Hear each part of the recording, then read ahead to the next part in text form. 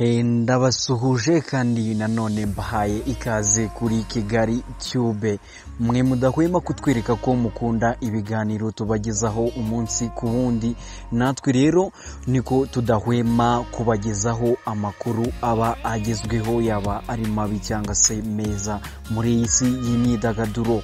Uyu mwaka rero ntago umuntu yatinya kuvuga ko bitagenze neza mu ruganda rw'imyidagaduro, kuko n'umwaka wagiye ubangamira umuziki nyarwanda impande zose, ndetse ugenda ukura no mu zindi ngeri zitandukanye z'imyidagaduro, dore ko twabuze Iva Buravan, Imana imuhe iruhuko bidashira kandi aruhukire mu mahoro, ndetse n'uwo bita Yanga, ndetse n'abandi ba stari tugiye tuzi cyangwa se twaba tutari tuzi ariko bagiraga uruhare mu myidagaduro nka Murigo Samu.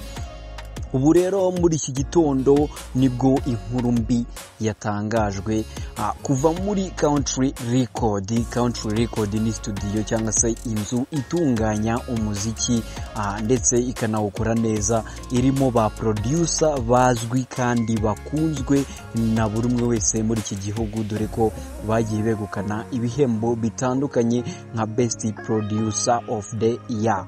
Ubu rero uyu ni Element guturuka muri Country Record ndetse na mugenzi we Kose bakorera indirimbo abahanzi batandukanye, gusa ntago bazikoreraga kuko bafatanyaga na mugenzi wabo ari we yabaye yitaba Imana. Uyu yitabye Imana mbere yuko mubabwira nakubwira ko ari murumuna wa Nopja.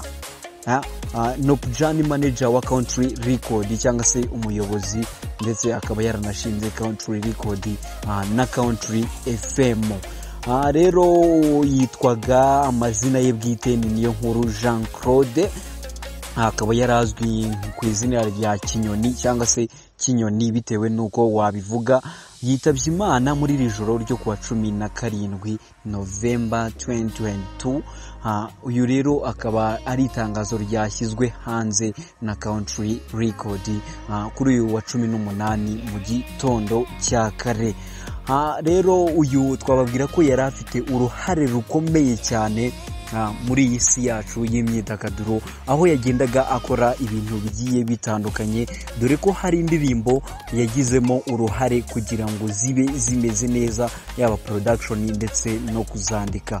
Burya nawe yitwaga umuhanzi, kuko umuhanzi si uwo twumvise yashyize hanze indirimbo iba yarabanje kwandikwa. Rero The Ben yashyize hanze indirimbo bita Kora, iyi ndirimbo yanditswe n'ubundi n'uyu musore bita Kinyoni. Si iyo ndirimbo gusa, kuko hari n'indi ndirimbo bita Dokima y'umuhanzi Emmy, nayo yanditswe na Kinyoni, ndetse n'izindi nyinshi zitandukanye mwagiye mukunda. Davis D yagiye akora, Juno Kizigenza n'abandi bahanzi ba hafi bakorera muri Country Record.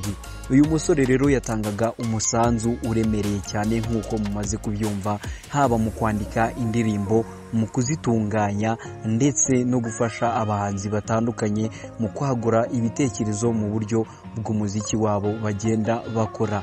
Aya ni amarira kandi n'incamugongo kuri producer Element, kuko uyu niwe musore wamufashaga igihe yaba ahugiye mu bindi, nawe akaba akora ku ndirimbo yakoragaho, ndetse nakoze nawe nuko, kuko uyu musore yafashaga aba producer mu buzima bwabo bwa buri munsi ku bintu bigiye bitandukanye.